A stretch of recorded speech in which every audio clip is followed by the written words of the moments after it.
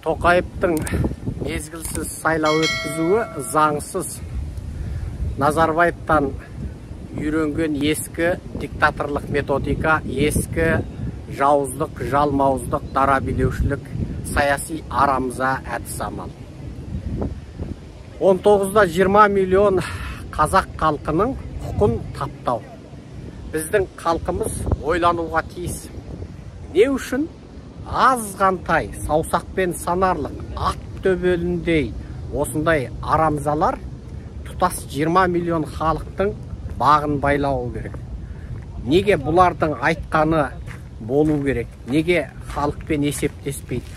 Бұлар бақыттан басайланып, байлықтан бастары айланып, бүкіл қазақты тонап, ұлы қыздары, бүкіл әулеті, дүниедегі ең бай, адамзаттық деңгейдегі ең бақуатты тұлғаларға айланып өмір сүреді, ал біздің халық ішер асқа, киер киімге жарымай өмір сүреді. Бұлардың ұл қыздары туа салғаннан дүниедегі ең жоғарғы деңгейдегі өмір сүреді. Бұлардың ұл қыздары алады да әлемнің ең жоғары оқу орындарында оқиды.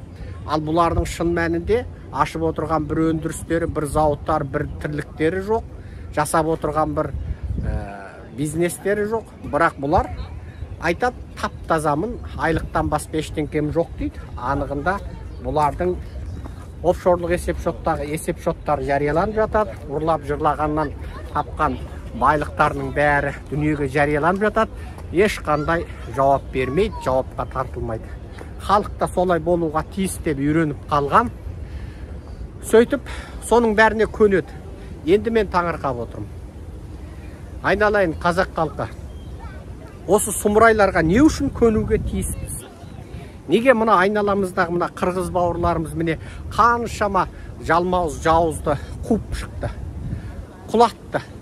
Солар мысалы жегісі келмей ме? Олар да сәбеттен қалған сұмырайлар. Олар да коммунистік партияның тәрбиесін көрген жалмауыздар, қанішерлер, кәдімгі іблістер. Мына біздің мына сұмырайда кәдімгі сәбеттен қалған қанішер, жалмауыз, компартияның, КГБ-ның әбден фильтрінен өткен нағыз жаңағы, нағыз адамзаттың жауы бұлар. Осыларға неге көнуге тиіспіз? Неге бір жақсы өмір сүруге болмайды? Мына Монғолия десе жұрттың бәрі ойлайды, ойбай, малынан басқа түгі жоқ, анау мынау кедей деп. Жоқ. Біздің қазақ халқының бақыт көрсеткіші сол Монғолияның халқымен салыстырғанда біз миллион есе арттамыз. Монғолдар бізден миллион есе бақытты. 3 миллионға жетпейтін халқы бар Монғолия. Бүкіл есеп, қисап, бүкіл табыс, барлық мемлекеттің барлық бүкіл жаңа табыс көздерінен түскен есеп, қисабы бәрі ашық. Ештеңке құпия емес. Кәдімгі ауылдық, аудандық әкімдерге дейін ашық сайлау болады. Кәдімгі министрлер өздерінің кім екендігін дәлелдейді. Депутаттар бәрі өзінің кім екендігін дәлелдейді. Ешкім тағайындау деген болмайды оларда. Президенттер қандай жаңа қырғын бәсекеменен, керемет жаңа жанталаспенен барып президент болады. А бізде сондай бір нәрсе көрдіңіздер ма? Жоқ, көрген жоқпыз. Неге солай болу керек? Иә, Монғолияның Улан-Батырында қабат үйлер толы жаңа қаласының ішінде жер үйлеріне киіз үй тігіп алып отыр. Қаладан бір жарты сағат, бір сағат жүрместен киіз үйлі жайлаулары бар. Бұлай қарасаң Алматы сияқты, Астана сияқты бір үлкен жаңа мегаполис жоқ сияқты. Бірақ халық бақытты. Халық бақытты. Еуропада ғана құрттай мемлекеттерді қараңдар. Голландия жаңағы, Швеция, міне, Швейцария, Норвегия, құрттай елдер бар. Анау Люксембург. Сол елдердің халықтары, солардың оқу-тоқу деңгейі, білімі, алған білімі, сол біздің осы қазақ халқынан сұмдық керемет жоғары емес. Бар болған олар саяси сауатты болып отыр. Олар жаңағындай зұлымдыққа, ұрылқарлыққа жол беріп тұрған жоқ олар.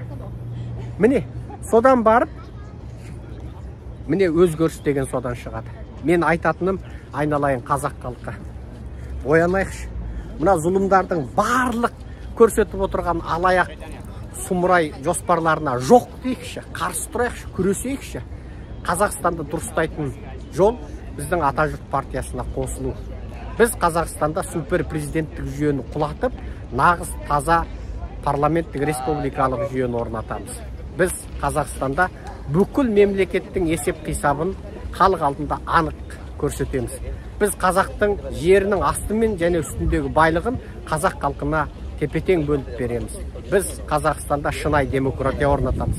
Әрбір қазақтың жасы, мейлі ең шеттегі, ең қиыр ауылдағы қазақтың жас ұлы мен қызы әлемнің ең озық елдеріне, Еуропа мен Америкаға барып, мемлекеттің есебінен тегін білім ала алады. Бүкіл қазақ халқы әлемдегі ең озық медициналық орталықтарда тегін емдел алатын болады. Әрбір туылған қазақтың баласының есепшотына миллиондаған доллар түседі. Біздің мұнай газымыз, біздің жерасты байлығымыз бізге жетеді. Біз мынау арабтардан арман үріп шіріген, шалқыған бақытты баяшатты өмір сүруге біздің мүмкіндігіміз жетеді. Бізді бақытсыз қылып отырған мына сұмырай Назарбаевтық, Тоқаевтық жүйе. Осы сәбет сасыған, орыстың КГБ-сінің фильтрінен өткен халықтың жауы, адамзаттың жауы, мынау екі аяқты ібіліс, екі аяқты шайтандарды, киімді шайтандарды құртпайынша ешқашан бақытты өмір сүрмейсің қазақ. Оян қазақ, біздің Атажұрт партиясына қосыл. Аман сау болыңыздар, құрметпен Серікжан Біләшұлы.